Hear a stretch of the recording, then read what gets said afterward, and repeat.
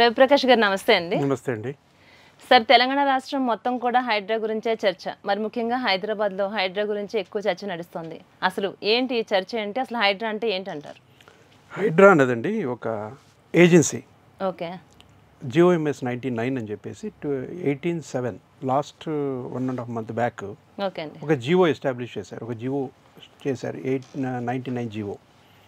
ఆ జియో ప్రకారం ఈ హైడ్రా ఎస్టాబ్లిష్ చేశారు. ఓకే అండి. దాంట్లో జ్యూరిడిక్షన్ ఫిక్స్ చేస్తూ, దాంట్లో పవర్స్ని ఫిక్స్ చేస్తూ, కాకపోతే ఏంటంటే ఈ జియో అన్నది ఎక్కడ ఏ సెక్షన్ కింద ఏ యాక్ట్ కింద వచ్చింది, దీని అథారిటీస్ ఎలా ప్రాపర్గా అథారిటీస్ ఫ్రేమ్ చేశారా లేదా అన్నది చర్చనీయాంశం అయిపోయింది ఇప్పుడు. అంటే ఆ జియో ప్రకారం వీళ్ళు డెమాలిష్ చేయొచ్చా లేదా, డెమాలిషన్ అనే ఒక ఎక్స్ట్రీమ్ స్టేజ్కి ఈ ఏజెన్సీ వెళ్ళొచ్చా లేదా, ఆ పవర్స్ ఆ జియో ద్వారా వచ్చాయా లేదా. నెంబర్ 2, అసలు ఆ జియో పేరెంట్ యాక్ట్ ఒకటి ఉందండి, మెయిన్ యాక్ట్ 2005 అనే యాక్ట్ ఒకటి ఉంది, డిజాస్టర్ మేనేజ్మెంట్ యాక్ట్ అని 2005. యాక్ట్ పరంగా ఆ జియో వచ్చిందా లేదా, ఏ సెక్షన్ కింద ఆ జియో వచ్చింది అన్నది లేదు యాక్చువల్గా జియోలో. కాబట్టి దీంట్లో ఏర్పాటైన ఏజెన్సీ ఏదైతే హైడ్రా ఉందో, Hyderabad disaster resource and asset protecting agency, ఈ ఏజెన్సీకి ఏ ఏ పవర్స్ ఉన్నాయి ఆ జియో పరంగానే చూస్తే డెమాలిష్ చేసే పవర్ వస్తుందా లేదా అన్నది కూడా ఒక పాయింట్. అదే ఇప్పుడు చర్చనీయాంశం అవడం కారణం ఏంటంటే అది ఈవెంచువాలిటీయా కాదా, అది ఆ పవర్ వాళ్ళకు ఉందా లేదా, డెమాలిష్ చేసేంత పవర్ దాంట్లో ఉందా లేదా అన్నది పాయింట్. సో అది అందుకనే చర్చనీయాంశమైంది. అది డెమాలిష్ చేయకుండా రెగ్యులర్ వేలో వెళ్ళి రెగ్యులర్ ఎంక్వైరీ జరుగుతూ ఉంటే అది వేరే ఉండేది. బట్ మా ఉద్దేశంలో అసలు అది జియో అన్నది ప్రాపర్గా చట్టబద్ధమైందా కాదన్నది కూడా ఒక చర్చనీయాంశం మా లీగల్ ఫ్రాటర్నిటీలో. అలాగే అంటే ఈ హైడ్రా పేరుతో రాష్ట్రంలో హైడ్రామా నడుస్తోందంటారా? అలాగే విపక్షాల విమర్శ, వీళ్ళ వాదన ఎంతవరకు కరెక్ట్ అంటారు? ఏర్పాట్లో ఫార్మేషన్లో చట్టబద్ధత ఉంటే ఎవరు ఏమన్నా ఏం చేసినా, విపక్షాలు కానీ ప్రతిపక్షాలు కానీ ఏం చేసినా కూడా అది వర్కౌట్ అవ్వదండి. అసలు ఆ జీవోకి చట్టబద్ధత ఉందా లేదా, జీవోకి చట్టబద్ధత ఉంటే దాన్ని ఎవ్వరు ఏ విధంగా క్వశ్చన్ చేయడానికి వీల్లేదు. చట్టబద్ధత లేదు కాబట్టి ఇప్పుడు ప్రతిపక్షాలు కానీ విపక్షాలు కానీ దాని మీద చాలా రకాలుగా దుమ్మెత్తిపోస్తున్నాయి. లీగల్ ఫీల్డ్లో కూడా దాని చట్టబద్ధత సంశయాత్మకంగా ఉంది. అందుకనే కోర్టులలో చాలా కేసులు ఫైల్ చేస్తున్నారు. కొన్ని వాటిల్లో స్టే ఇస్తుంది కోర్టు, కొన్ని వాటిల్లో కౌంటర్కి టైం ఇచ్చారు. రేపు 23rd ఈ మంత్ 23rd కౌంటర్ ఫైల్ చేస్తారు గవర్నమెంట్ వాళ్ళు. సో ఈ కోర్టులో కేసులు వేయాల్సిన పరిస్థితి వచ్చింది అంటే మనం ఆలోచించాలి. వాళ్ళు తీసుకున్న ఎక్స్ట్రీమ్ స్టేజెస్కి, ఎక్స్ట్రీమ్ స్టెప్స్, ఒక విపరీతమైన ధోరణిలో వాళ్ళు ప్రవర్తించడం అన్నది కూడా ఈ కేసులు ఫైల్ చేయడానికి విపక్షాలు ప్రతిపక్షాల విమర్శలకి తావిస్తుంది. ఓకే అండి. ఓకే. అలాగే కొన్ని చోట్ల నోటీసులు ఇస్తున్నారు, మరి కొన్ని చోట్ల డైరెక్ట్గా కూల్ చేస్తున్నారు. అసలు ఇదంతా న్యాయబద్ధమేనంటారా? ఇంకోటండి, మొన్న రీసెంట్ ఇంటరాక్షన్లో కమిషనర్ గారు ఏమన్నారంటే, హైడ్రా కమిషనర్ గారు రంగనాథ్ గారు, అసలు మాకు నోటీస్ ఇవ్వడానికి మాకు పవర్ లేదన్నారు. మేము నోటీస్ ఇచ్చే పవర్ మాకు లేదు, నెంబర్ 1. నెంబర్ 2, ఇది మేము according to instructions of CM మేము చేస్తున్నాం ఇది అన్న మాట అన్నారు వాళ్ళు. అంటే చట్టబద్ధంగా వాళ్ళు నోటీస్ ఇచ్చే పవరే లేదు. ఆయన ఓన్ వర్డ్స్లో చెప్పారు ఆయన, మాకు నోటీస్ ఇచ్చే పవర్ లేదు, మేము నోటీస్ ఇవ్వమని, మేము కేవలం ఏజెన్సీ అని. ఇప్పుడు వాళ్ళు చేస్తున్న కార్యక్రమం చూస్తే, డెమాలిషన్ అనే కార్యక్రమం చూస్తే, మీకు చట్టబద్ధంగా నోటీస్ ఇచ్చే అధికారం లేదని మీరే అంగీకరిస్తున్నప్పుడు మీకు కూల్చే అధికారం ఎలా వస్తుంది? ఆ జీవోలో ఎక్కడ కూడా కూల్చండి, మీరు డెమాలిషన్ స్టేజ్కి వెళ్ళండి అని కూడా ఎక్కడ జీవోలో లేదు. ప్రివెంటివ్ మెజరా ఇది, మిటిగేషన్ మెథడ్, 2 మెథడ్స్ ఉంటాయండి. ఒక కంటిన్యూస్ ప్రాసెస్ ఇది. ప్రివెంటింగ్ డిజాస్టర్ మేనేజ్మెంట్లో 2 సెట్స్ ఉంటాయి. ఒక ప్లాన్, ఒక కంటిన్యూస్ ప్లాన్, ఇంటిగ్రేటెడ్ ప్లాన్, ఇది సమీకృత విధానం ఇది. సో ఇందులో ప్రివెంటింగ్ మెజర్ అని ఒకటి ఉంటుంది. అంటే ఏదైనా వచ్చే అంటే ముందుగానే జాగ్రత్తగా దాన్ని నివారించడం కోసం నివారణ చర్యలు అంటారు. నివారణ తగ్గించే పద్ధతులు, మిటిగేషన్ పద్ధతి. ఇందులో ఎందులో ఈ డెమాలిషన్ అనే వర్డ్ వస్తుంది, డెమాలిషన్ అనే ఆపరేషన్ వస్తుంది అనేది చూడాలి. అందుకని ఇంత విమర్శకు గురి అవ్వడానికి కారణం ఏంటంటే దాని మీద క్షుణ్ణమైన ఒక నిర్దిష్టమైన ఇది డైరెక్షన్ లేదు, కూల్చండి అని. వాళ్ళు ఏమంటారు, Hyderabad basing on this GO మేము కూల్చేస్తామంటారు. ఈ GOMS 99 అన్నది యాక్ట్ 2005, 53 ఆఫ్ 2005 అనే యాక్ట్ ఉంది, సెంట్రల్ యాక్ట్. అది యాక్ట్ ప్రకారం ఎస్టాబ్లిష్ అయిందా లేదా అనేది పాయింట్. నేను ఆయన క్వశ్చన్ అడిగాను డైరెక్ట్గా ఆ రోజు, ఇంటరాక్షన్ రోజు. సార్, మీరు 2006-5లో యాక్ట్ వచ్చింది, అన్నీ ఒకేసారి రాలేదు. స్టేట్ దాంట్లో 3 ఆర్గనైజేషన్స్ ఉన్నాయండి. మెయిన్గా 3 అథారిటీస్ ఉంటాయి. Central authority, state authority, district authority ఉంటుంది. ఓకే అండి. ఈ 3 అథారిటీస్ ఒకేసారి ఎస్టాబ్లిష్ అవ్వలేదు, ఒకేసారి యాక్ట్లో యాడ్ అవ్వలేదు. 2005లో యాక్ట్ వస్తే ఆ యాక్ట్ 2006లో, ఆ చట్టం 2006లో అమల్లోకి వచ్చింది. 2007లో ఈ స్టేట్ అథారిటీలు, డిస్ట్రిక్ట్ అథారిటీలు, స్టేట్ అడ్వైజరీ కమిటీలు, ఎగ్జిక్యూటివ్ కమిటీలు ఇవన్నీ ఫార్మ్ అయ్యాయి. అంటే ఒక యాక్ట్ ఫోర్స్లోకి రావడానికి 1 year పడితే వచ్చిన యాక్ట్లోకి ఇవన్నీ స్టేటు, డిస్ట్రిక్ట్ ఇవన్నీ అథారిటీస్, ఆర్గనైజేషన్ రావడానికి మళ్ళీ 1 year పట్టింది. ఒక యాక్ట్ సంపూర్ణంగా తయారవ్వడానికి 2 సంవత్సరాలు పడితే మీరు జీవోని 1.5 కింద తీసుకొచ్చేసి డెమాలిషన్ అని ఒక ఎక్స్ట్రీమ్ స్టేజ్కి, మీకు ఏమైనా సుప్రీంకోర్టు డైరెక్షన్ ఉందా? సుప్రీంకోర్టు గైడ్లైన్స్ ప్రకారం మేము ఈ జీవో తయారు చేశామని కానీ, నెంబర్ 1.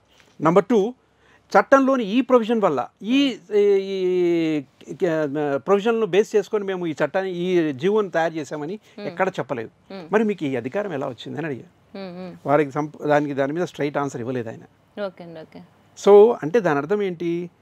జీవోకి చట్టానికి ఏ సంబంధం లేదు. నా ఫస్ట్ వాదన అదే. జీవో చట్టబద్ధంగా లేదు, చట్టబద్ధంగా రాలేదు అంటాను నేను. పోనీ వాళ్ళ వాదన ఏంటంటే సుప్రీంకోర్టు డైరెక్షన్ ప్రకారము వాటర్ బాడీస్ మీద, నో డౌట్ అండి, వాటర్ బాడీస్ మీద ఎవరు కట్టకూడదు. చెరువులు, నాలాలు పూడ్చి కట్టడం అనేది చాలా, అది మానవ మనుగడకే ఒక ప్రమాదకరమైన విషయం. అందుకనే అర్బన్ జోన్లో ఇన్ని వరదలు వస్తున్నాయి, ఇంత భయంకరమైన పరిస్థితి రావడానికి కారణం అదే. సో ఈ పద్ధతిని, ఈ విధానాన్ని మనం ఖండించాల్సిందే. కట్టకూడదు ఎవరు, ఓకే, కానీ దాన్ని నివారించే పద్ధతులు, దాన్ని ఎదుర్కొనే పద్ధతులు ఇది కాదు అని మా వాదన. అంటే ఈ హైడ్రా అనేది అసలు చట్టబద్ధమైనటువంటి వ్యవస్థేనా? అసలు ఇలాంటి దానిపై రాజ్యాంగ వ్యవస్థ అసలు ఏం చెప్తుందంటే, చట్టబద్ధమైంది అవ్వాలి అంటే దానికి సంబంధమైన చట్టంలో నుంచి తయారవ్వాలి జీవో. ఓకే. తర్వాత ఒక జీవో కానీ, గవర్నమెంట్ ఆర్డర్ కానీ, గవర్నమెంట్ ఎగ్జిక్యూటివ్ ఇన్స్ట్రక్షన్స్ కానీ, అడ్మినిస్ట్రేటివ్ ఇన్స్ట్రక్షన్స్ కానీ ఎప్పుడు కూడా రెట్రాస్పెక్టివ్ ఎఫెక్ట్ ఉండదు. అంటే జరిగిపోయిన వాటికి ఇది అప్లై కావండి. జరిగిపోయిన కట్టడాలకి, జరిగిపోయిన వ్యవస్థ పనులకి, పరిస్థితులకి జీవోలు అప్లై కావు. జీవోలు సబ్సిక్వెంట్గా ఏదైనా కట్టడం జరిగితే ప్రివెంటింగ్ మెజర్స్ ఏదైనా కట్టకుండా, ఒకవేళ ఈ జీవో వచ్చిన తర్వాత జరిగే కార్యక్రమాలకి ఆ జీవో అప్లై అవుతుంది. ఆల్రెడీ ఎగ్జిస్టింగ్ స్ట్రక్చర్స్కి, ఆల్రెడీ ఎగ్జిస్టింగ్ ఎంక్రోచ్మెంట్స్కి, ఆల్రెడీ ఎగ్జిస్టింగ్ ట్రెస్ పాసింగ్ జరిగిన విషయాలకు చూస్తే అప్పుడు యాజ్ పర్ యాక్ట్ ప్రకారమే రావాలి. 2005 యాక్ట్ ప్రకారమే రావాలి. అప్పుడు ఏర్పడాల్సిన పద్ధతి ఏంటి? దాని ప్రకారం స్టేట్, ఇప్పుడు హైదరాబాద్ అనే వర్డ్ వాడారు, అది డిస్ట్రిక్టా స్టేటా? Hyderabad is the district. స్టేట్కున్న అథారిటీ ప్రకారం చూస్తే district collector is the chairman of that district authority under section 25 of act. So దీన్నంటిని బట్టి చూస్తే అది చట్టబద్ధమైంది కాదు అన్నది క్లియర్గా అర్థమవుతుంది. అందుకనే కోర్సు కొన్ని సంశయించి కొన్నిటికి స్టే ఇస్తుంది. అంటే నోటీస్ లేకుండా వాళ్ళు ప్రొసీడ్ అవ్వటం, దాన్ని ఆపేస్తుంది. నోటీస్ ఉన్నా కూడా ఎలాంటి పద్ధతిలో ప్రొసీడ్ అవ్వాలన్నది రేపు తేలుతుంది కోర్టులో, హైకోర్టులో. ఆనరబుల్ హైకోర్టు డెఫినెట్గా దాని గురించి డిసైడ్ చేస్తుంది విషయము, ఒక క్లారిటీ వస్తుంది. ఈ లోపుగా వాళ్ళు తొందరపడి హేస్టీగా, హర్రీగా ఎందుకు కూలుస్తున్నారు అన్నది మా అనుమానం. ఎందుకంత హడావిడి యాక్షన్? దానికి సంపూర్ణమైన రిపోర్ట్స్ తీసుకొని సంపూర్ణమైన చర్చ జరగవచ్చు, నెగోషియేషన్స్ ద్వారా క్లియర్ చేసుకోవచ్చు. ఆల్రెడీ ఎగ్జిస్టింగ్ స్ట్రక్చర్స్ని ఈ జీవో ద్వారా కూల్చడానికి వీల్లేదు. తర్వాత ఆయన ఒక మాట అన్నారు, జీవో అన్నది మేము కొత్త కాదు, ఇంతకుముందు లా కమిషన్, రకరకాల కమిషన్స్ జీవో ద్వారా వచ్చాయి అన్నారు. దాని పరిధి వేరు, దీని పరిధి వేరు. దాని ఆపరేషన్స్ వేరు, దీని ఆపరేషన్స్ వేరు. ఇది disaster management, it's a unique process. ఇది విపత్తుకు సంబంధించిన, ప్రకృతికి సంబంధించిన విలయాలు ఏమైనా జరుగుతాయి, వాటిని నివారించే పద్ధతులు ఇవి. దానికి దీనికి కంపారిజన్ అన్కంపారబుల్. కాబట్టి దీనికి చట్టబద్ధత అన్నది జీవోకి లేదు, అది షూర్ అండి. 2005 యాక్ట్కి ఈ జీవోకి సంబంధమే లేదు. అంటే ఎంతో పెద్ద నేరాలు చేసినటువంటి వాళ్ళు కూడా ఎన్నో రోజులు విచారిస్తుంది న్యాయ వ్యవస్థ. అలాంటిది ఈ హైడ్రా విషయంలో మాత్రం ఎందుకు ఇలా వ్యవహరిస్తుందంట? అదేనండి నేను చెప్తుంది. అంటే ఈ హేస్టీ రియాక్షన్, ఈ అడావిడి కార్యక్రమాలు, ఈ అడావిడిగా డెమాలిషన్ వరకు వెళ్ళటం. డెమాలిషన్ అనేదండి ఎప్పుడైనా సరే ఒక కోర్టు డైరెక్షన్ ఉంటుంది, లేదా చట్టంలో మీరు అన్యాయక్రాంతం చేసుకుని చెరువుల్ని, నాలాల్ని, వాటర్ బాడీస్ని మీరు చేసుకుంటే దానికి సుప్రీంకోర్టు జడ్జిమెంట్ ప్రకారం కూడా నోటీస్ ఇవ్వాల్సిన పని లేదు, వచ్చి కూల్చేయచ్చు. అది జడ్జిమెంట్ ఉంది, దానికి ఒక డైరెక్షన్ ఉంది కోర్టు నుంచి. అందుకనే రీసెంట్గా సుప్రీంకోర్టు కూడా అండి ఒక కేసులో రిపోర్ట్ అయిన బుల్డోజర్ జస్టిస్ అన్న డిసైడ్ చేసింది. అంటే వెళ్ళి బుల్డోజర్లు పెట్టి కూల్చేస్తామనడానికి లేదు. ఈవెన్ అది ఇల్లీగల్ అయినా సరే ఒక పద్ధతి సుప్రీంకోర్టు ఫ్రేమ్ చేస్తుంది. మేము మా వ్యూలో ఈ సుప్రీంకోర్టు కూడా, ఆనరబుల్ సుప్రీంకోర్టు కూడా ఈ విషయంలో ఇన్వాల్వ్ అయ్యి దీన్ని డెఫినెట్గా సెటిల్ చేస్తుందని మేము అనుకుంటున్నాం. అంటే హైడ్రా చూస్తే పెద్దోళ్ళ విషయంలో వాళ్ళకి కొంత సమయం కేటాయిస్తుంది, వాళ్ళకి టైం ఇస్తుంది, చిన్నోళ్ళ విషయంలో మాత్రం చాలా దూకుడుగా ప్రవర్తిస్తుంది అన్నట్టుగా వినిపిస్తుంది. దీని మీద మీరు ఏమంటారు? పెద్దవాళ్ళ మీద మేము దూకుడుగా వెళ్ళట్లేదు, చిన్నవాళ్ళ మీద మేము పార్షియాలిటీ మాకేం లేదండి. ఈ విషయం ప్రస్తావిస్తే ఆయన అన్నారు మాకేం లేదు, అది అక్కడ మేము ఇల్లీగల్గా ఉంది అంటే మేము వెళ్ళి కూల్చేస్తున్నాం అంతే, అకార్డింగ్ టు డైరెక్షన్స్ ఆఫ్. అంటే వాళ్ళకి నోటీసులు ఇచ్చి టైం ఇస్తుందనే అన్నట్టుగానే వినిపిస్తుంది కదా సార్. మాకు నోటీస్ ఇచ్చే పవర్ లేదంటున్నారండి వాళ్ళు. అసలు నోటీస్ ఇచ్చే పవర్ లేదు. ఎవరైనా సరే వెళ్ళి మేము నోటీస్ ఇవ్వలేము, మేము వెళ్ళి ఇన్స్ట్రక్షన్స్ ప్రకారం కూల్చటమే. నేనేమన్నానంటే అసలు జీవోలో కూల్చొచ్చు అన్న ఎక్స్ట్రీమ్ స్టేజ్ మీకు ఇచ్చారు, ఆ పవర్ ఇచ్చారు, ఏ కైండ్ ఆఫ్ పవర్స్ మీకు ఇచ్చారు, ఏది జరిగితే ఏ పవర్ మీకు ఇచ్చారు, అందులో క్లారిటీ లేదు, డెఫినేషన్స్ లేవు. ఇల్లీగల్ కన్స్ట్రక్షన్స్ అంటే ఏంటి, ఒక నిర్వచనం లేదు. ఇప్పుడు ఏమంటున్నారు, ఇంకొక వాదన ఏంటంటే, కమిషనర్ గారి వాదన ఏంటంటే, ఇప్పుడు మేము దాని చట్టబద్ధత కల్పించడం కోసం ఒక ఆర్డినెన్స్ తీసుకొస్తాం, దాన్ని చట్టం చేస్తామంటారు. అంటే మీరు తప్పును సరిదిద్దుకుంటున్నారా అన్నది ఒక వాదన. అంటే మేము తప్పు చేశాము కాబట్టి ఇప్పుడు ఆర్డినెన్స్ యాక్ట్ తీసుకొస్తామని. మేమేమన్నామంటే యాక్ట్ రావాలి, యాక్ట్ ద్వారానే జరగాలి అన్నాం. ఇప్పుడు ఆయన ఏమంటున్నారు, అన్ని కూల్చే వరకు కూల్చేసుకుంటూ వెళ్ళి ఇప్పుడు మేము యాక్ట్ తీసుకొస్తామంటున్నారు. ఏంటంటే ఇది అంటే తప్పు సరిదిద్దుకోవడమా? సరిదిద్దుకోగలరా? రిట్రీవబుల్ మిస్టేకేనా అది? సరిదిద్దుకునే పొరపాటేనా? ఇవన్నీ కూడా మళ్ళీ చర్చనీయాంశం అవుతాయి. కోర్టు గౌరవ న్యాయస్థానాలు తప్పనిసరిగా ఈ విషయంలో గైడ్ లైన్స్ ఫ్రేమ్ చేస్తాయి. ఆ లైన్స్, గైడ్ లైన్స్ ప్రకారం డెఫినెట్గా కోర్టు ఒక విధి విధానాలు నిర్ణయిస్తాయి. అంటే స్వాతంత్రం వచ్చిన తర్వాత ఈ 78 సంవత్సరాలు దాటిన తర్వాత ఎన్నో గవర్నమెంట్స్ వచ్చాయి, ఎంతో మంది ముఖ్యమంత్రులు వచ్చారు. అంటే ఒక గవర్నమెంట్ ఇచ్చినటువంటి పర్మిషన్ ఇప్పుడు ఉన్నటువంటి గవర్నమెంట్ ఏదైతే ఉందో ఇది కోలగొట్టచ్చు అంటారు. అసలు ఆయన ఏమంటారంటే అసలు పర్మిషన్సే ఇవ్వలేదు, కొన్నిటికి ఇల్లీగల్గా పర్మిషన్లు వాళ్ళే అనాథరైజ్డ్ ఆఫీసర్స్ దగ్గర. ఇప్పుడు ఫర్ ఎగ్జాంపుల్ ఒక గ్రామ పంచాయతీ ఉందండి, ఆ గ్రామ పంచాయతీలో executive officer is official chairman, official person, ఆయన పర్మిషన్లు ఇవ్వాలి. ఇంతకుముందు ఎగ్జిక్యూటివ్ ఆఫీసర్ లేనప్పుడు సర్పంచ్లే ఇది రెజల్యూషన్ పాస్ చేసి గ్రామ పంచాయతీలో పర్మిషన్లు ఇచ్చేవాళ్ళు సర్పంచ్. ఎగ్జిక్యూటివ్ ఆఫీసర్ ఆ గ్రామ పంచాయతీ పరిధి పెరిగిన తర్వాత ఎగ్జిక్యూటివ్ ఆఫీసర్ అపాయింట్ అయిన తర్వాత ఎగ్జిక్యూటివ్ ఆఫీసర్ పర్మిషన్ ఇవ్వాలి. కమిషనర్ గారి వాదన ఏంటంటే మేము కూల్చిందంతా కూడా అనాథరైజ్డ్ పర్సన్స్ ఇచ్చిన పర్మిషన్సే తప్ప న్యాయబద్ధంగా చట్టబద్ధంగా ఇచ్చిన పర్మిషన్ కావు అంటారు ఆయన. అసలు న్యాయబద్ధంగా చట్టబద్ధంగా ఎలా కావండి? ఇప్పుడు వాళ్ళు గవర్నమెంట్ ఉన్నప్పుడు అప్పుడు ఉన్నటువంటి ముఖ్యమంత్రులే కావచ్చు, అధికారులే కావచ్చు, వాళ్ళు పర్మిషన్స్ ఇస్తేనే కదా వీళ్ళు ఒక భూమి పూజ చేయాలన్నా, ఒక కొబ్బరికాయ కొట్టాలన్నా, వాళ్ళు ఏం స్టార్ట్ చేయాలన్నా పర్మిషన్ లేనిదే ఎవరు మొదలు పెడతారండి? అంతేకాకుండా వీళ్ళకి బ్యాంక్స్ కూడా లోన్స్ ఇస్తాయి, పర్మిషన్ లేనట్టుగా బ్యాంక్స్ ఎట్లా లోన్స్ ఇస్తాయి? మేము బ్యాంక్స్ని కూడా ఎంక్వైరీ చేసాం, మీరు పర్మిషన్ ఉందా లేదా, దేని మీద కట్టారు, ఎలా కట్టారు, దేనికి పర్మిషన్ ప్రాపర్గా ఉందా లేదా, ఆథరైజ్డ్ పర్మిషనా అనాథరైజ్డ్ పర్మిషనా అన్నది చూసుకోకుండా మీరు లోన్స్ ఎలా ఇచ్చారని చెప్పి వాళ్ళ మీద కూడా మేము ఎంక్వైరీ చేస్తున్నాం, బ్యాంక్స్ మీద కూడా. ఎందుకంటే మిస్యూజ్ అయిపోతాయి ఫండ్స్ కూడా, బ్యాంక్ ఫండ్స్ కూడా. రేపు మనం కూర్చొనికుండా రేపు బ్యాంకుని అడ్డం పెడతారు. అంటే బ్యాంకుని మేము లోన్స్ కూడా ఇచ్చాయి కాబట్టి మీరు ఎట్లా వచ్చి కూలుస్తారని అని బ్యాంకుతో కూడా మేము ఎంక్వైరీ చేస్తున్నాం అన్నారు కమిషనర్ గారు. నేనేమంటున్నానంటే మేడం, రైట్ ఆర్ రాంగ్, ఒక పర్మిషన్ ఆథరైజ్డా అన్ఆథరైజ్డా ఒక పర్మిషన్ ఉంది, మీరు దాన్ని క్యాన్సిల్ చేయండి ప్రాసెస్ ప్రకారం, ప్రొసీజర్ ప్రకారం. క్యాన్సిల్ చేశాక మీరు రండి, క్యాన్సిల్ చేసే ముందు ఒక నోటీస్ ఇవ్వండి. ఎవరైతే పర్మిషన్ ఇచ్చారో ఆఫీసర్కి, ఎవరైతే పర్మిషన్ తీసుకున్నారో వాళ్ళు ఇద్దరికి నోటీస్ ఇవ్వండి, పిలిపించండి, కూర్చోండి. మీరు ఎలా ఇచ్చారు పర్మిషన్, మీరు ఎలా తీసుకున్నారు, ఏం చేశారు, మీరు ఎంక్వైరీ చేయండి, కాంప్రహెన్సివ్ ఎంక్వైరీ చేసి రిపోర్ట్ తీసుకోండి. అప్పుడు మీరు డిసైడ్ చేయండి ఏం చేయాలో. హర్రీగా మేము అనాథరైజ్ ఇచ్చాడా ఆథరైజ్డ్ ఇచ్చాడని పక్క పెడితే మీరు వెళ్ళి కూల్చే విధానం చూస్తుంటే అవన్నీ మీరు సరిగ్గా సమగ్రమైన విచారణ చేసి మీరు వెళ్ళారా లేదన్నది డౌట్ వస్తుంది. అంటే ఇప్పుడు ఎప్పుడో 20 సంవత్సరాల క్రితమే వాళ్ళు కొనుక్కోవడం జరుగుతుందండి. ఎవరో అమ్మారు, వేరెవరో కొనుక్కున్నారు, వేరెవరో ఉంటున్నారు. ఇప్పుడు దాన్ని 4 చేతులు మారి వచ్చినాయి. అన్ని మారి వచ్చినప్పుడు ఇప్పుడు వీళ్ళు దోషులు అవుతారా? ప్రజెంట్ ఇప్పుడు ఎవరైతే ఉన్నారో వీళ్ళు దోషులు అవుతారా? మేడం ఒకటి, the point is water bodies మనకు వచ్చిన ఒక విచిత్రమైన పరిస్థితి ఏంటంటే కళ్ళు తెరుచుకునేసరికి కాలం దాటిపోతుంది. వీళ్ళు ఎప్పుడో 20 ఏళ్ల తర్వాత 30 ఏళ్ల తర్వాత గవర్నమెంట్ ఆఫీసర్లు కళ్ళు తెచ్చుకొని దాని మీద కట్టేశారు, వీటి మీద కట్టేశారు, అది చేశారు, ఇది చేశారని ఇప్పుడు మీరు ముందుకు వస్తున్నారు. ఈ లోపుగా జరగకూడదంతా జరిగిపోయింది.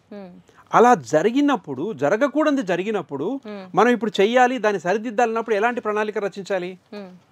చట్టబద్ధంగా వెళ్ళాలి, కోర్టు నుంచి వీలైతే డైరెక్షన్స్ తీసుకోవాలి, హైకోర్టు నుంచి కానీ సుప్రీంకోర్టు నుంచి కానీ డైరెక్షన్స్ తీసుకొని అకార్డింగ్లీ వెళ్ళాలి.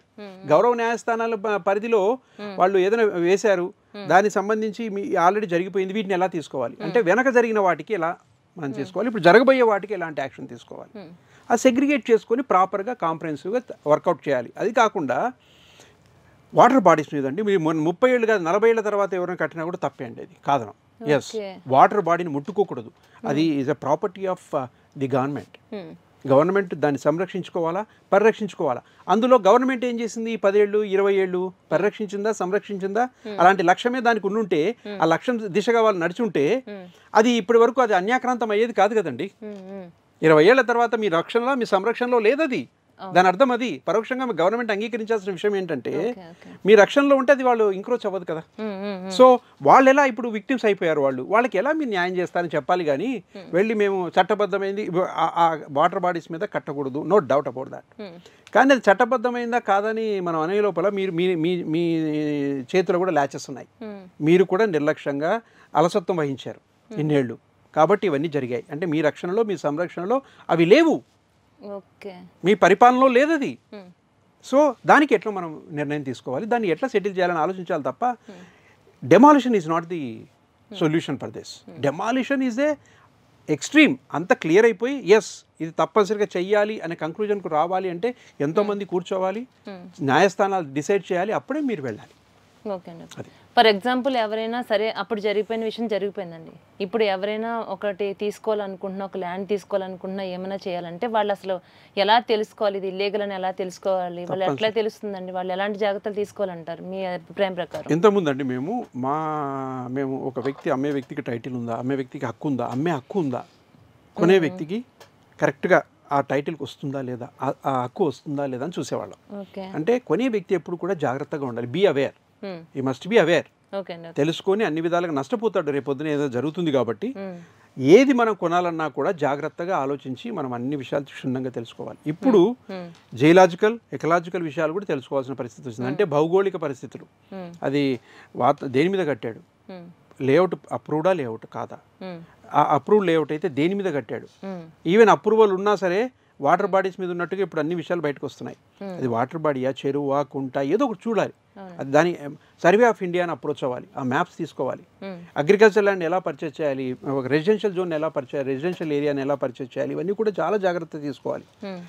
అంటే టైటిలు, హక్కు, యాజమాన్యం హక్కులు ఇవన్నీ ఉన్నాయా లేదని కాకుండా ఈ విషయాలు కూడా, అంటే చట్టబద్ధంగా దానికి పర్మిషన్ వచ్చిందా, దానికి అగ్రికల్చర్ ల్యాండ్ అయితే మరీ కేర్ఫుల్గా ఉండాలి. తెలంగాణ ఏరియాలో అగ్రికల్చర్ ల్యాండ్ పర్చేజ్ చేయాలంటే MRO office, collector office, RDO office చూడాలి, అక్కడ రెవెన్యూ రికార్డ్ చూడాలి, అన్నీ పర్చేజ్ చేయాలి.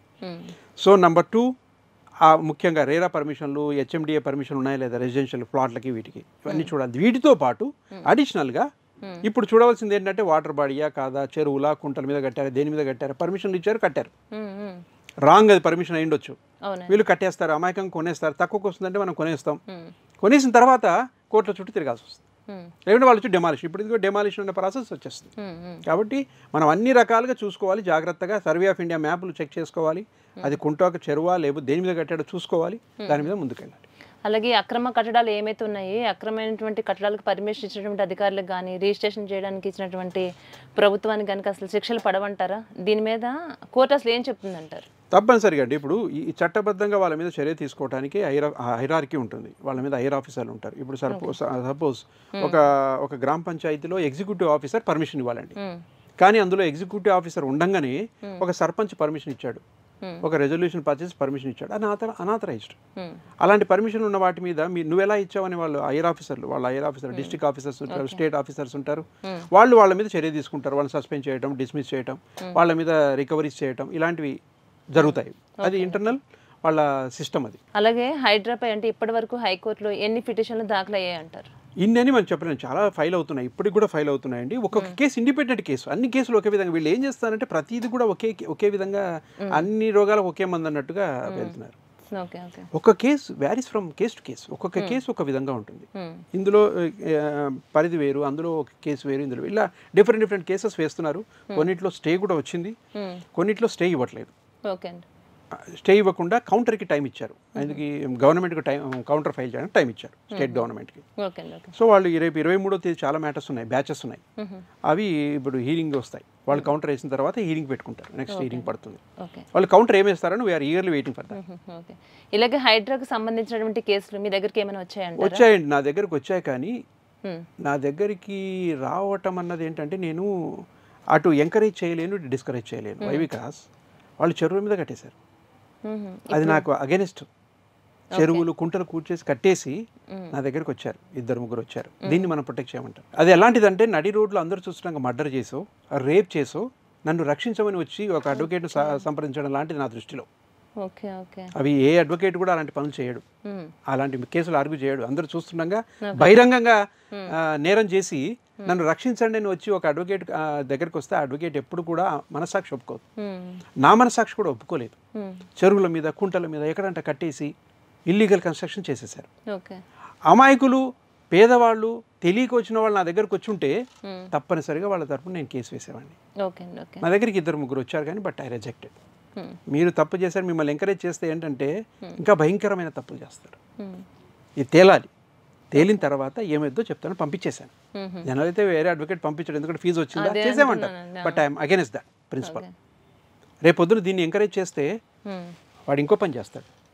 ఐఎమ్ నాట్ అగైనెస్ట్ గవర్నమెంట్ అండి, బట్ గవర్నమెంట్ చేసే పద్ధతిని నేను ప్రశ్నిస్తున్నాను. చెరువులు పరీక్షించకుండా సంరక్షించకుండా ఒక గవర్నమెంట్ వస్తే ఒక విధంగా, ఒక గవర్నమెంట్ వస్తే ఒక విధంగా, ఒక ఆఫీసర్ వస్తే ఒక విధంగా ఉండటం అని తప్పు. మీ మీద బాధ్యత ఉంది, ఆ బాధ్యతను నిర్వర్తించాలి. లాచెస్ ఉండకూడదు, అలసత్వం ఉండకూడదు. ఇంత రావటము అసలు డెమాలిషనే ప్రక్షాళన, ఈ తప్పుకు పొరపాటుకు అనుకోవడం తప్పు. ఆ విధానాన్ని నేను ఖండిస్తున్నాను. ఆ విధానం తప్పు, చట్టబద్ధమైంది కాదు.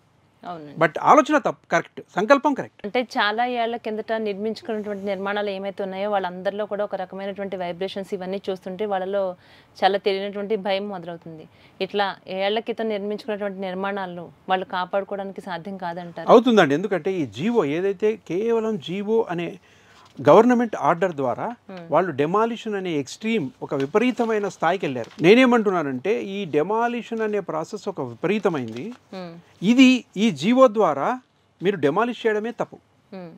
నంబర్ 2, ఈ జీవో ఎగ్జిస్టింగ్ స్ట్రక్చర్స్కి ఆల్రెడీ కొన్ని 10 సంవత్సరాల కిందట, 20 ఏళ్ల కిందట, 30 ఏళ్ల కిందట కన్స్ట్రక్షన్ జరిగిపోయింది. ఈ జీవో రెట్రాస్పెక్టివ్ ఎఫెక్ట్ ఉంటుందా అంటే వెనక కట్టిన కట్టడాలకి వెనకటి పరిస్థితులకి ఈ జీవోని అప్లై చేయొచ్చా లేదా? చట్టం ఏం చెప్తుందంటే జీవోకి ఆ హక్కు లేదు, జీవోలో ఆ పరిధి ఉండదు, ఓన్లీ చట్టానికే ఉంటుంది. ఆ చట్టంలో అది కూడా రెట్రాస్పెక్టివా ప్రాస్పెక్టివా అంటే ముందు వాటికి కూడా అప్లై, వెనక వాటికి కూడా అప్లై అవుతుంది, ముందు వాటికి కూడా అప్లై అవుతుందని స్పెసిఫై చేయాలి. జనరల్గా every order is prospective only unless specified. ఇది వెనక వాటికి కూడా అప్లై అవుతుందని చట్టంలో ఉంటాయి అవన్నీ. ఈ జీవో పరంగా పాత ఎగ్జిస్టెన్స్ని టచ్ చేయడానికి వీల్లేదు. ప్రివెంటివ్ మెజర్స్, మిటిగేటింగ్ మెజర్స్ అంటే రాబోయే వాటిలో ఏం చేయకుండా ఆపాలి. ఇక్కడ నుంచి నోటీస్ ఇవ్వాలి. ఒక చెరువు మీద కట్టారండి, ఆల్రెడీ 30 ఏళ్ల నుంచి కన్స్ట్రక్షన్స్ ఉన్నాయి, వాళ్ళకి ఒక పబ్లిక్ నోటీస్ ఇవ్వాలి, అక్కడ పేస్ట్ చేయాలి. మీరు 30 ఏళ్ల కిందటో 40 ఏళ్ల కిందటో రాంగ్, ఇది చెరువు మీరు కట్టారు, తప్పు రైటో అది మాలా చేసుకుంటున్నాయేమో, కానీ మీరు వచ్చి మమ్మల్ని సంప్రదించండి, మనం సెటిల్ చేద్దాం. ఎవడైనా ఈరోజు జీవో వచ్చిన తర్వాత నుంచి ఎవడైనా కట్టడం మొదలుపెట్టాడు అనుకోండి, వాడి మీద క్రిమినల్ చర్యలు తీసుకోవాలి. ఊరికే కాదు, ఓన్లీ చట్టబద్ధమైన చర్యలు ఏంటంటే క్రిమినల్ కూడా, వారి మీద కేసులు కూడా పెట్టారు. క్లారిటీగా అన్ని జరిగిన తర్వాత కూడా వాళ్ళు అలాంటి నిర్ణయం తీసుకున్నారు. అలాంటి వాటి మీద మీరు ప్రివెంటివ్ అండ్ మిటిగేషన్ ఉండాలి, కానీ పాత వాటి మీద వెళ్ళిపోవడానికి మీకు అధికారం ఎక్కడ ఉంది? ఆ జీవో పరంగా GO MS 99 never give such power and permission to you to demolish the existing structures. Already అయిపోయిన వాటికి అప్లై కాదు, జరగబోయే వాటికి మీరు చర్య తీసుకోవడానికి జీవో పనికి వస్తుందేమో, అది కూడా సంప్రదించాలి, నెగోషియేట్ చేసుకోవాలి, దానికి కూడా కోర్టు పర్మిషన్లు ఉండాలి. ఆ విధంగా act 53 of 2005 national disaster management act apply అవ్వాలి, దాని ప్రకారం వెళ్ళాలి. అలాగే ఈ హైడ్రా వ్యవహారం అంటే భవిష్యత్తులో రాష్ట్ర ప్రభుత్వాన్ని అంటే ఇబ్బంది పెట్టే అవకాశం ఉంటుంది తప్పనిసరిగా అండి. గవర్నమెంట్లే కూలిపోతే ఒక్కొక్కసారి చాలా జాగ్రత్తగా ఉండాలి గవర్నమెంట్స్ కొన్ని విషయాల్లో. ఎలా పడితే తను పాలించే ప్రజల మీద యుద్ధం ప్రకటించకూడదు, అది చాలా తప్పు. యుద్ధం శత్రువుల మీద ప్రయోగించాలి. జీవో MS 99లో అండి ఒక 27 మంది క్రూని తయారు చేశారు, సైన్యాన్ని వదిలేశారు జనం మీదకి. అంటే మీరు ఒక సైన్యాన్ని తయారు చేసి మీరు పాలిస్తున్న ప్రజల మీదకి యుద్ధం చేయటం అన్నది అదంతా సమంజసం. అవునండి. సో మీరు సామరస్యంగా కొన్ని సెటిల్ చేయొచ్చు, కానీ మీరు అగ్రెసివ్గా ముందుకెళ్ళారు డెమాలిషన్ అనే స్టేజ్. అది వెళ్ళే విధానము అసలు వెళ్ళొచ్చా లేదా ఆ స్టేజ్కి, ఎలా సెటిల్ చేయాలి, ఎలా దాన్ని కూలంకషంగా చర్చించాలి. ఎందుకంటే ల్యాచెస్ మీ చేతిలో కూడా, మీ వైపు కూడా నిర్లక్ష్యము, అలసత్వం ఉంది. కాబట్టి వాటిని ఎలా సరిదిద్దుకోవాలి అన్నది ఆలోచించుకొని స్టెప్ తీసుకోవాలి. కాబట్టి అది ఎప్పుడు కూడా మీ ప్రభుత్వానికి గొడ్డలి పెట్టే, అది ఏ ప్రభుత్వమైనా అలాంటి చర్యలు తీసుకోవడం, ప్రజల మీద వెళ్ళటం అది చట్టం పద్ధతి కాదు. మేము ఈరోజు వచ్చి మనం సెటరైట్ చేస్తామన్నది, సెటరైట్ చేయాలండి, కాదనం. ఇప్పటికైనా కళ్ళు తెరవటం, ఇప్పటికైనా చేయడం మంచిదే, కానీ చేసే విధానం తప్పు. అంటే ఇదే విధంగా ఈ విధానంలోనే కనుక వెళ్తూ ఉంటే ప్రభుత్వం ముందు ప్రభుత్వం నిలబడుతుందేమో అన్న గ్యారంటీ లేకుండా, అది నేను అంత క్లారిటీ ఇవ్వలేను కానివ్వండి, బట్ అది గొడ్డలి పెట్టు ప్రభుత్వానికి, చాలా అది గొడ్డలి పెట్టు. అది ఎప్పుడు కూడా మీకు మళ్ళీ గెలిపించారా, మీకు ఓట్లు వేయలేదా, ఇవన్నీ కూడా కాదండి. మీరు చేసే మంచి పనుల వల్ల రేపు ఈ గవర్నమెంట్కి మేము ఓట్లు వేయలేకపోయామని పశ్చాత్తపడాలి. అలాంటి పరిపాలన మీరు అందించాలి. మేము ఓటు వేయలేకపోయాము ఇంత మంచి గవర్నమెంట్కి అనిపించాలి. అది ఎప్పుడు కూడా క్షేమము, వాళ్ళ అభివృద్ధికి. అది 5 ఏళ్ళు కాదు, 10 ఏళ్ళు, 20 ఏళ్ళు కూడా పాలిస్తారు. కొన్ని రాష్ట్రాల్లో 20 ఏళ్ళు పాలించిన ప్రభుత్వాలు ఉన్నాయి. కారణం ఏంటంటే వెయ్యని వాళ్ళు కూడా ఎస్ ఈ గవర్నమెంట్కి మనం వేసి తీరాలి ఈసారి అనే నిర్ణయానికి వచ్చేలా మీ పరిపాలన ఉండాలి. అది ఎప్పుడు వస్తుంది? చట్టబద్ధంగా మీరు ప్రొసీడ్ అయినప్పుడు, న్యాయబద్ధంగా మీరు ముందుకు అడుగు వేసినప్పుడు. అధికారం ఉంది కదా అని వాటి అధికారం వినియోగించుకోవడానికి 3 పద్ధతులు ఉన్నాయండి. దుర్వినియోగం ఉండకూడదు, అధికంగా వినియోగించుకోకూడదు, అసలు వినియోగించకుండా ఉండకూడదు. ఈ 3 విధానాల్లో ఒక నిర్దిష్టమైన ప్రణాళిక ఉండాలి. ఎక్కడ మిస్యూజ్ అవ్వకూడదు, ఎక్సెసివ్ యూజ్ ఉండకూడదు, యూజ్లెస్గా ఉండకూడదు. ఈ విధాన రూపకల్పనలో చాలా జాగ్రత్తగా వహించాలి. ఎందుకంటే ఏది మీరు టచ్ చేసినా ప్రజలు దెబ్బతింటారు. మీరు ప్రజలే అండి, ప్రభుత్వం ప్రజలే, వాళ్ళు మిమ్మల్ని ఎన్నుకుంటారు, మీరు పరిపాలిస్తారు. పాలకులు ఎప్పుడు కూడా పాలితులకి సంరక్షణగా ఉండాలి. అంతేగాని భిన్నంగా వెళ్ళి ఏదో చేసేస్తాం, మాకు వీళ్ళు ఓట్లు వేయలేదనో, వాళ్ళు ఇంకోటి మాకు చేయలేదనో చేయటం కాదు. వాళ్ళు పశ్చాత్తాపడేలా మీ మంచితనం ఉండాలి, మీ అభివృద్ధి ఉండాలి. అరే కాదు, ఇది కరెక్ట్ గవర్నమెంట్, ఇది కరెక్ట్ గవర్నమెంట్ అనుకోవాలి. ఆ స్థితి తీసుకురావాలి ప్రభుత్వం.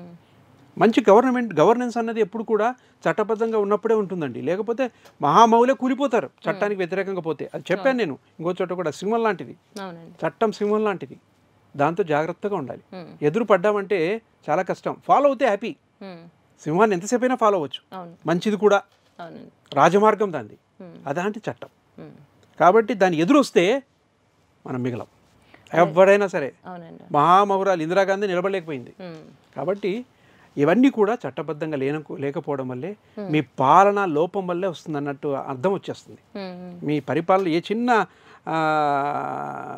పరిస్థితి మారిపోయినా కూడా ఏదో జీవులు తీసుకొచ్చి డెమాలిష్ చేస్తామన్నది సరైన క్రమం కాదు. అది ఎప్పుడు కూడా పాలితులకి మంచిది కాదు, పాలకులకు కూడా మంచిది. హైడ్రాకు పూర్తి స్థాయిలో చట్టభద్రత కల్పించాలంటే అసలు ప్రభుత్వం ఏం చేయాలంటారు? హైడ్రా అన్నది ముఖ్యంగా ఆలోచించుకోవాల్సింది ఏంటంటే, వాళ్ళు ఎలాంటి ఈ హైడ్రా అనే పదము జీఓఎం, అది యాక్ట్ 2005లో యాక్చువల్గా ఈ 3 అథారిటీస్ ఉన్నాయి. సెంట్రల్ అథారిటీ, నేషనల్ అథారిటీ అంటారు. National authority, state authority and district authority. ఇక్కడ ఒక కొత్త ఏజెన్సీ క్రియేట్ అయింది. ఆ 3 దాటికి సంబంధం లేనిది ఇది. హైదరాబాద్ అనేసరికి ఏమవుతుంది, మనం డిస్ట్రిక్ట్ కిందకి పరిగణిస్తాం, కానీ స్టేట్ అథారిటీ దాంట్లో ఉన్నట్టుగా మనకు తెలుసు. స్టేట్ ఇన్వాల్వ్మెంట్ ఉన్నప్పుడు హైదరాబాద్ అనే మాట ఎందుకు వచ్చింది? హైదరాబాద్ అనే మాట రాకూడదు. ఆ చట్టబద్ధంగా తయారవుతే దాని విధానం, దాని పేరే మారిపోతుంది, దాని విధి విధానాలే మారిపోతాయి. కొత్త పద్ధతిని తయారు చేశారు హైడ్రా అనే మాటని. ఎందుకంటే జిహెచ్ఎంసీ అంటే కొన్ని ప్రాంతాలను కలిపి గ్రేటర్ మున్సిపల్ కార్పొరేషన్ కింద తయారు చేసినట్టుగా, ఆ చట్టంలో మాత్రం ఇలాంటి ఏజెన్సీల గురించి ప్రస్తావనే లేదు, ఇలా చేసుకోవచ్చు అని. అందులో పైగా ఇంకొకటి, అందులో ఎగ్జిక్యూటివ్ కమిటీ, సబ్ కమిటీలు ఉంటాయి. ఎగ్జిక్యూటివ్ కమిటీ 8 మందికి మించి ఉండకూడదు. కానీ ఈ జీవో ప్రకారం 15 మందిని పెట్టారు, 15 మెంబర్స్ని పెట్టారు. ఎగ్జిక్యూటివ్ కమిటీలో 12 మందిని పెట్టారు, 8 మందిని పెట్టాల్సి వస్తే సబ్ కమిటీలో 15 మంది, మొత్తం కలిపితే 27 మంది. అలాంటి ఫార్మేషనే లేదు చట్టంలో. అంటే ఈ జీవో అన్నది not emerged from that act. అది ఇండిపెండెంట్గా తయారు చేసిన జీవో, ఇండిపెండెంట్గా తయారైన ఏజెన్సీ. అంటే ఈ 3 ఏజెన్సీలు కాకుండా, ఈ 3 అథారిటీస్ కాకుండా ఏజెన్సీ అని మారారు, కానీ అది అథారిటీ కింద తయారు చేశారు. చేయొచ్చా లేదా state government. Okay okay. So అందుకని ఇలాంటి జీవోలు కాదండి రావాల్సింది, ఒక చట్టం రావాలి, చట్టం రూపొందించి ఒకవేళ చట్టం రూపొందించకపోతే యాక్ట్ 2005 ప్రకారము స్టేట్లో state Telangana state disaster management authority. Okay. ఇప్పుడు కరీంనగర్ ఫర్ ఎగ్జాంపుల్, వరంగల్ తీసుకున్నాం, Warangal district disaster management authority ఇలా రావాలి.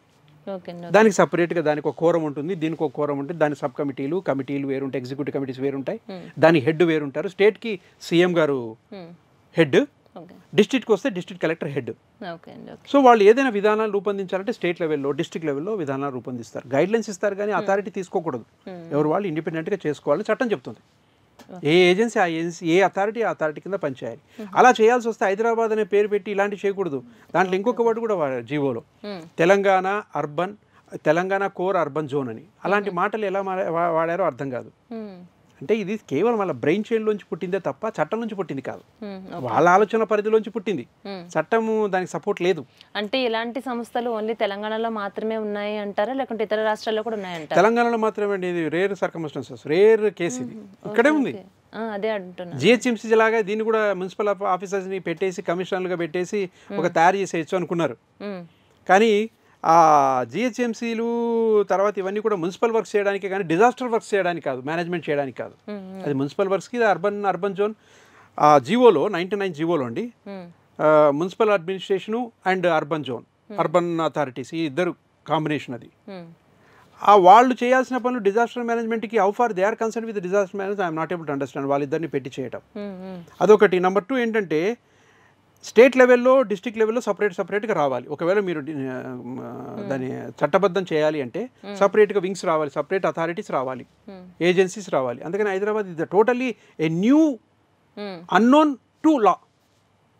This a new one and unknown to law. చట్టానికి సంబంధం లేనిది, చట్టంలో లేనిది పెట్టారు మీరు, కొత్త పేరు పెట్టేశారు, కొత్త కోరం ఏర్పాటు చేశారు. ఇది చట్టబద్ధమైనది కాదు. సంకల్పం కరెక్ట్ అయ్యి సంకల్పాన్ని నిర్వర్తించడంలో, సంకల్పాన్ని సిద్ధింప చేసుకోవడంలో వెళ్ళుకోవాల్సిన మార్గం చట్టబద్ధమైన ఉండాలి. మన సొంత నిర్ణయాలతో మనం చేయడానికి లేదు. ఈరోజు మళ్ళీ మేము ఆర్డినెన్స్ తీసుకొస్తాం, ఈరోజు మనం చట్టం తీసుకొస్తామంటే అది మరీ పెద్ద మిస్టేక్ అవుతుంది. అంటే ఇంతకుముందు తప్పు చేశాము, సరిపోలేదు జీవో, కాబట్టి ఇప్పుడు మేము చట్టం తీసుకొస్తాం. దాని కింద మీరు చేసింది ఏంటి? మీరు ఆగి ఉంటే ఎస్ డెమాలిషన్ చేసేసారు, అది రైట్ ఆర్ రాంగ్, వాళ్ళు తప్పుగా ఉన్నారు, మళ్ళీ మీరు కూడా తప్పు చేశారుగా, మీరు కరెక్ట్ చేసింది ఎక్కడ ఉంది? కాబట్టి చట్టబద్ధంగా పోవాలి అంటే Telangana state disaster management authority, Karimnagar, Warangal, Nizamabad డిస్ట్రిక్ట్స్కి ఏ డిస్ట్రిక్ట్ ఆ డిస్ట్రిక్ట్ డిజాస్టర్ మేనేజ్మెంట్ పెట్టుకుని కోఆర్డినేట్ చేసుకొని దాన్ని యాక్టివ్గా మీరు సంరక్షించుకోవాలి, ప్రివెంట్ చేసుకోవాలి. ఏదైనా ఉంటే మిటిగేషన్ దాన్ని కంట్రోల్ చేసుకోగలగాలి. ఒక ప్రాసెస్, ఒక ప్లాన్ ప్రకారం, ఇంటిగ్రేటెడ్ ప్లాన్ ప్రకారం మీరు వెళ్ళాలి. Okay okay. అలాగే హైడ్రాకు ఇన్ఛార్జ్గా ఐఏఎస్ని కాకుండా ఐపీఎస్ ఆఫీసర్ని నియమించడం జరిగింది. అంటే ఇది మనకి ఇలాంటి సంస్థలకు ఎవరిని నియమించాలనేది ప్రభుత్వ ఇష్టమేనంటారా? జనరల్గా అండి ఒక ఎగ్జిక్యూటివ్ కమిటీ అది కరెక్ట్గా చట్టబద్ధంగా ఏర్పడి ఉంటే ఇవన్నీ ఇబ్బంది ఉండేది కాదు. వీళ్ళు సొంతంగా ఏర్పాటు చేసుకున్నారు కాబట్టి ఇష్టం వచ్చినట్టుగా ఐఏఎస్ ఐపీఎస్ అనేది వెళ్ళిపోయారు.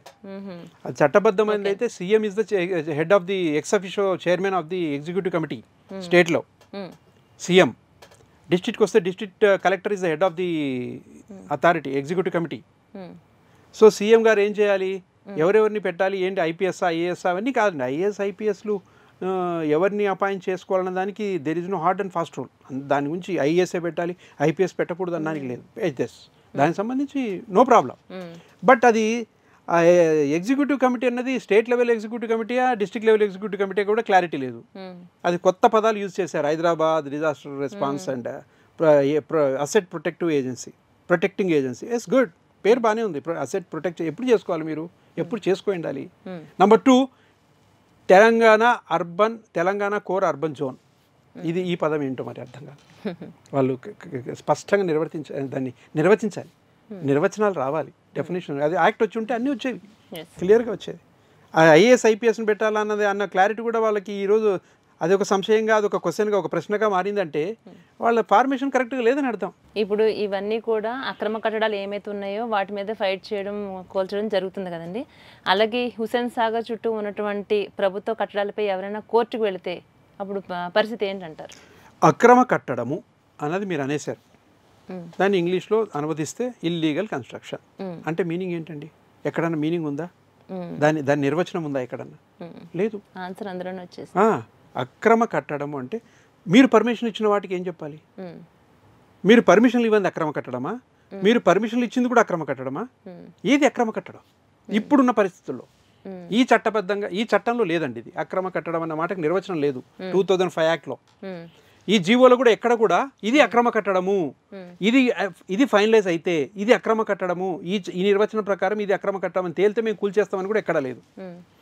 So in options of all these things మీరు ఇది అక్రమమా ఇది సక్రమమా, ఏది అక్రమమా ఏది సక్రమం అన్నది ఒక క్లారిటీ రావాలి.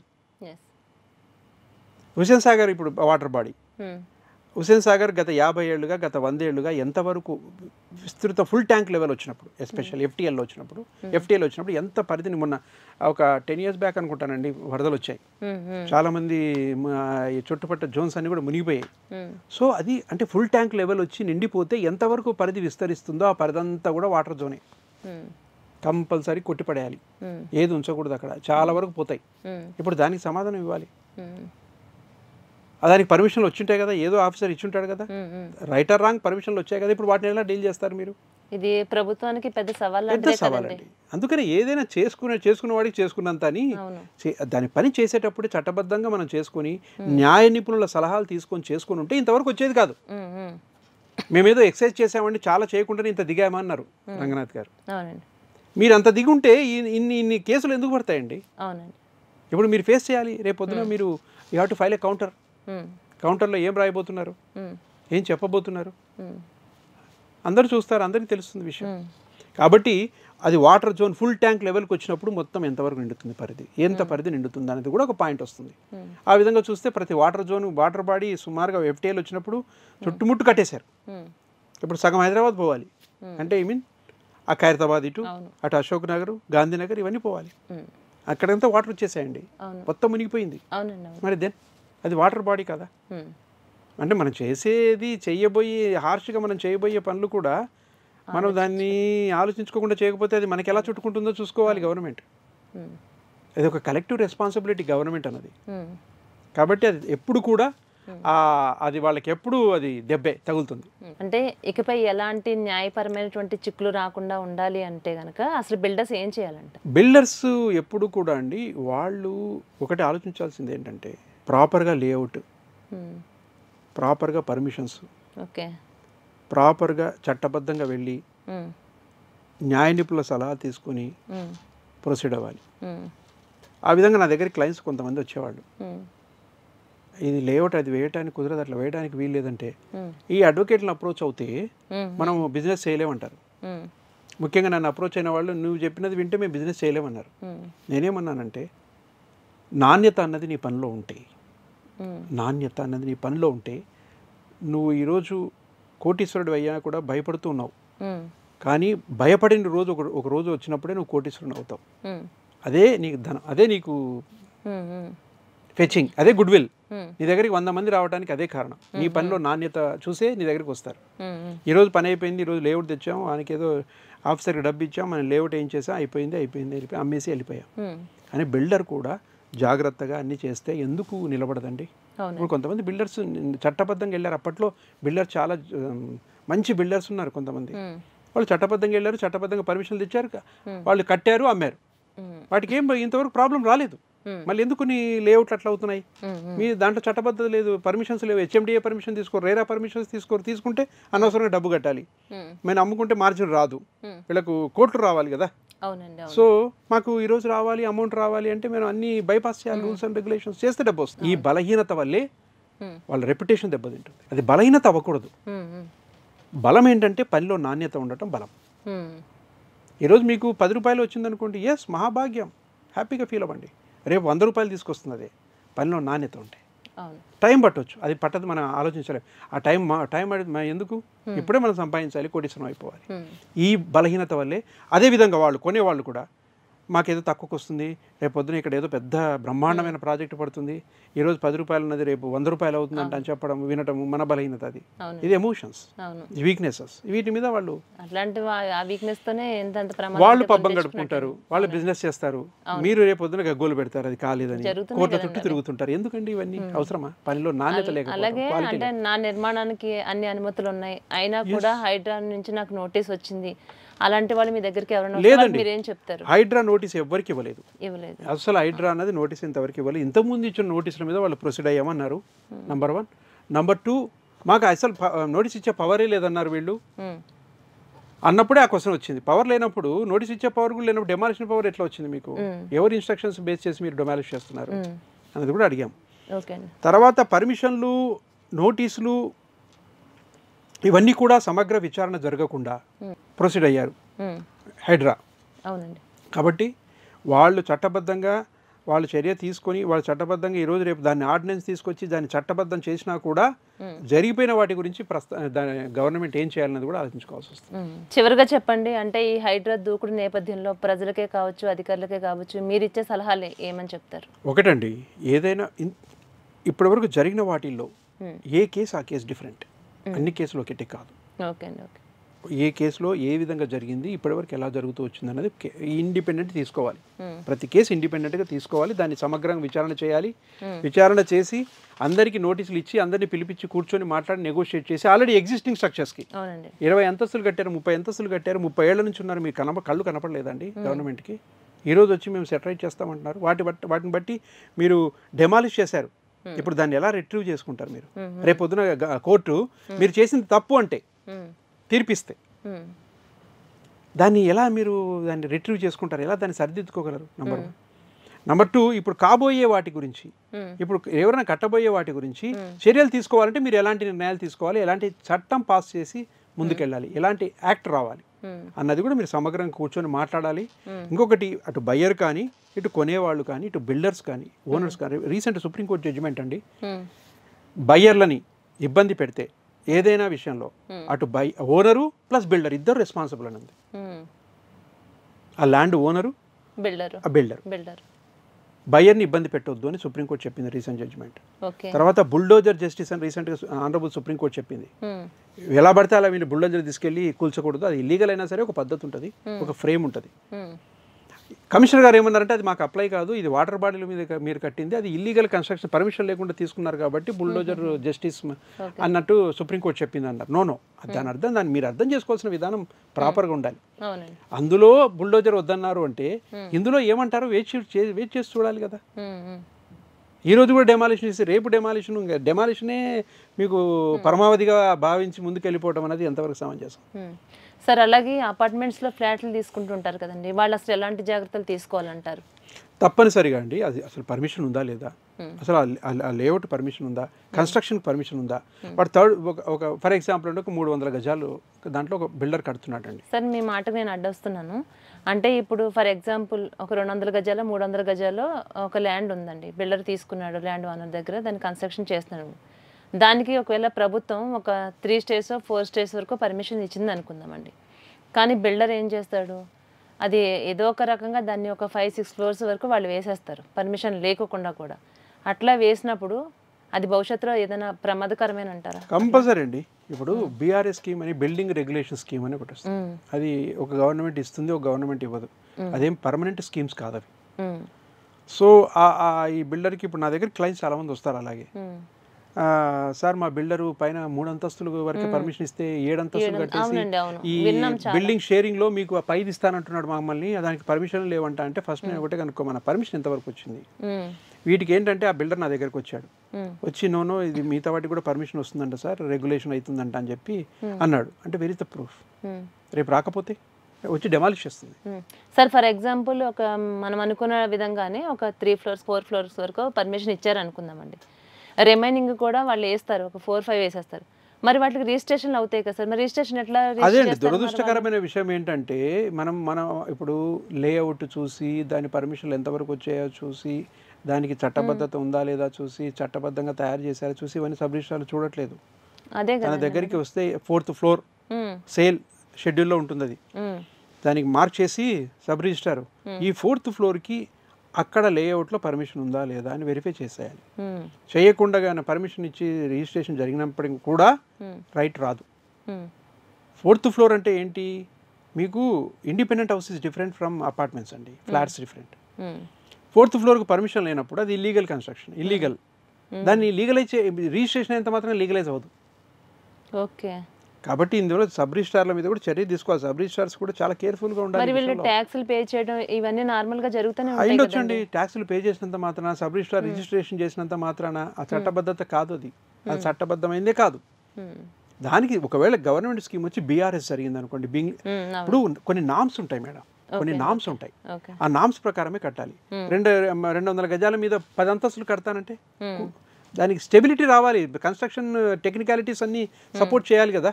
200 గజాలు 10 అంతస్తులు లేపుతాడు, 100 గజాల్లో 5 అంతస్తులు లేపుతాడు, పడిపోతే రేపొద్దున స్టెబిలిటీ ఉండక ఎంతవరకు కట్టాలో దానికి ఒక నామ్స్ ఉన్నాయి. ఆ నామ్స్ ప్రకారమే పర్మిషన్ వస్తాయి.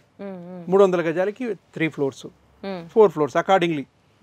ఒకవేళ అందులో టెక్నికల్గా ఏ ప్రాబ్లం లేదు, ఇంకో 2 ఫ్లోర్లు కట్టారు, దాన్ని రెగ్యులరైజ్ చేయొచ్చు అంటే అది చట్టబద్ధంగా చేసుకోవడానికి అవకాశం ఉంటే ఆ స్కీమ్ ఏదైనా వస్తే ఆ స్కీమ్ కింద అవ్వచ్చు, అవ్వకపోవచ్చు. అవ్వనంత వరకు అది ఇల్లీగలే.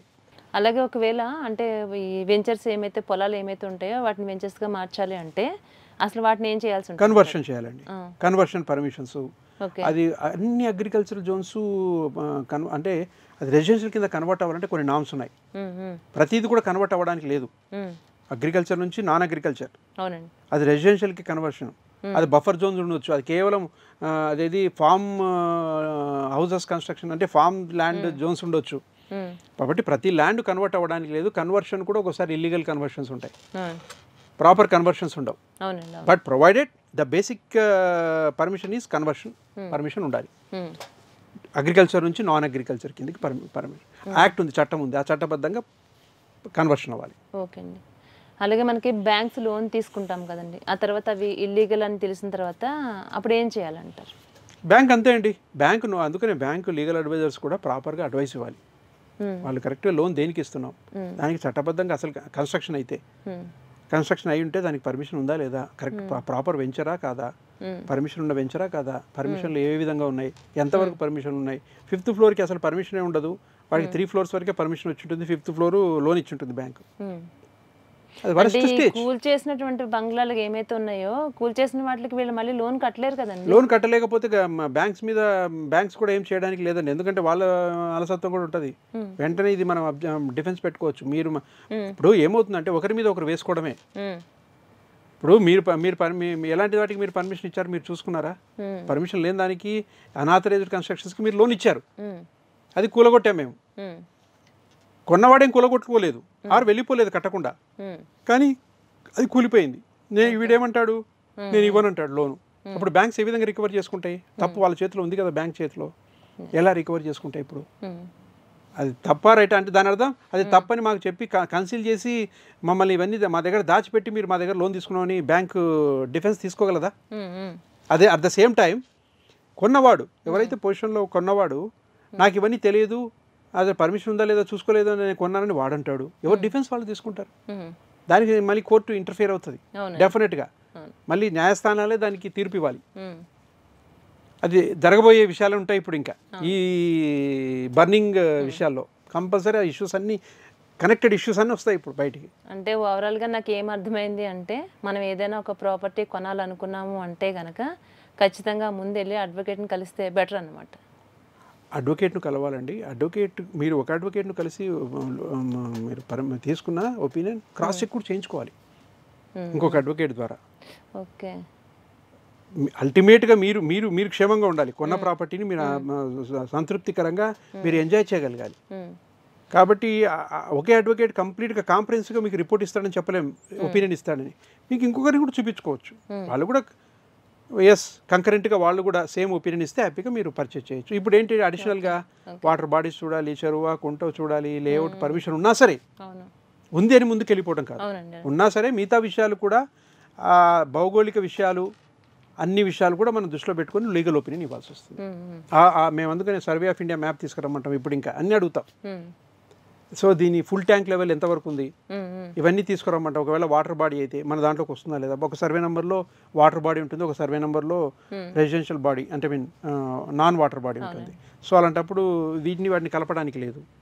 సో ఇవన్నీ కూడా ప్రతిదీ కూడా జియోలాజికల్గా మేము రిపోర్ట్స్ అడిగి దాని ప్రకారం లీగల్ ఒపీనియన్ ఇవ్వాలి. ఇప్పుడు అంటే ప్రాపర్టీస్ కొనేటప్పుడు ప్రధానంగా ఎలాంటి సమస్యలు వస్తూ ఉంటాయి అంటారు?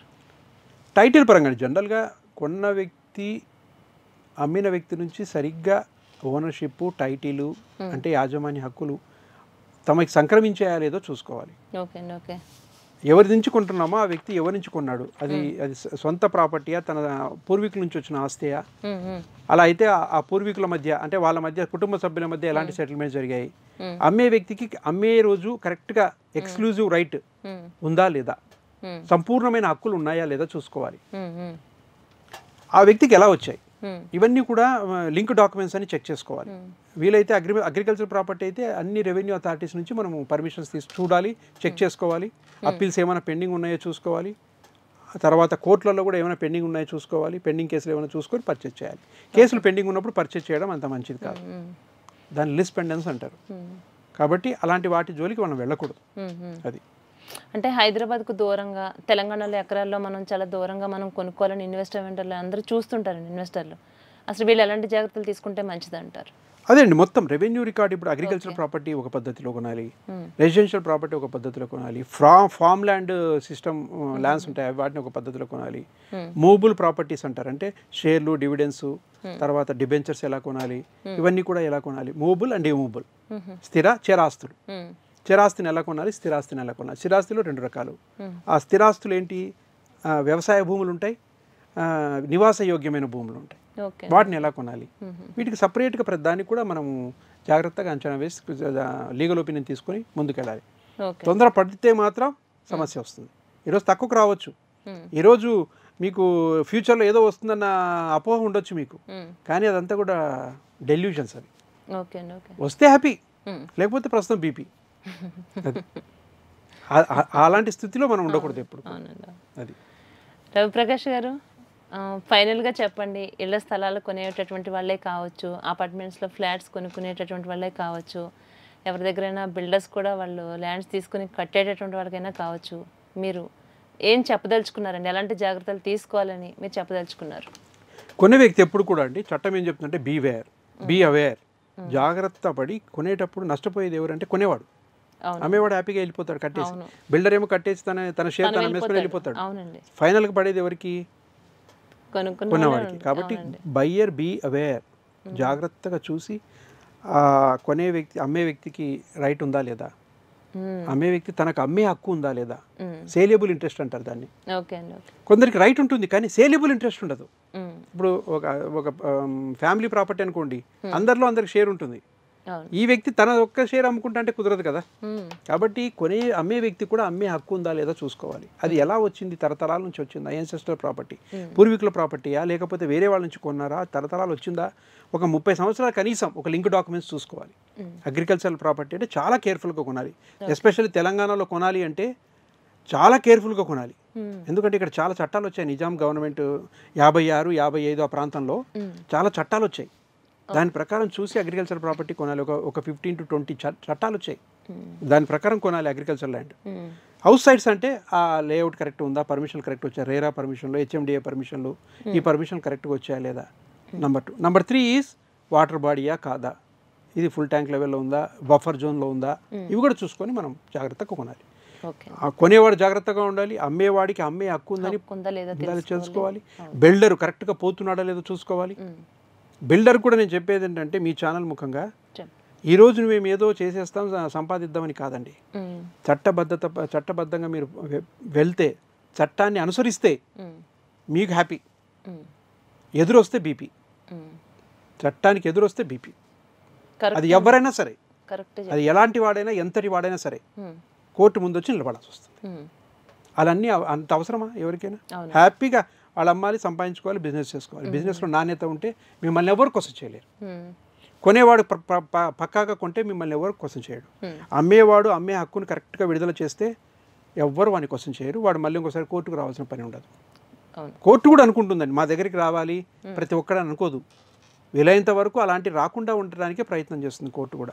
చట్టబద్ధంగా మనం ఉంటే కోర్టు మనకి ఏమి చేయదు, సింహం ఏమి చేయదు. ధైర్యంగా ఉండొచ్చండి, అసలు భయపడాల్సిన అవసరం లేదు, బీపీ పెంచుకోవాల్సిన అవసరం అంతకన్నా లేదు. అదే అండి చెప్తున్నాను, దాటితే మోతాదులో ఉంటే ఔషధం, మించితే విషం. మోతాదులో ఉంటే హ్యాపీ, లేకుంటే బీపీ. ఇదే కాన్సెప్ట్. థ్యాంక్ యూ అండి, ఎంత వాల్యుబుల్ సమయం మా కోసం కేటాయించినందుకు, అంతకన్నా వాల్యుబుల్ విషయాలు ఈరోజు మాతో చర్చించినందుకు థ్యాంక్ యూ అండి. థ్యాంక్ యూ సో మచ్ అండి. నమస్కారం.